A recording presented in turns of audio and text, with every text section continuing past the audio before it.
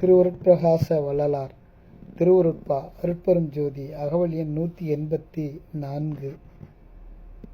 துன்புறுதொரு சிவதுரிய சுகந்தனை அன்பருக்கே தரும் அருட்பெரும் ஜோதி. முன்வரியில் அடியார்கள் பெரும்பேறு குறிப்பிடப்பட்டது.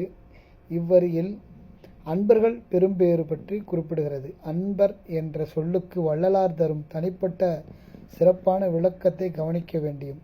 அன்பர் என்பது பொருள் போலாதியை குறித்து பல்வேறாக நீக்கி சிவானந்தம் எந்நாளும் அடைந்ததும் என்றும் இடைவிடாது அதனையே விரும்பி பயில்வோரை குறிப்பிடுகிறது.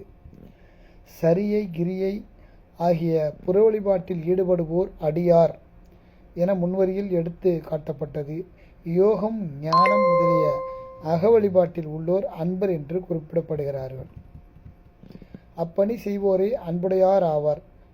அகப்பணி செய்கின்ற அன்பருக்கு துன்பங்களை நீக்குவது மட்டுமின்றி சாக்ராத், சொப்பனம், சுளுத்தி, துரியம் என்கின்ற அவத்தைகள் 4 துரிய நிலையை அனுபவத்தில் தோன்றும் சுகத்தையும் தருகின்றதே அருட்பெரும் ஜோதி ஆகும்.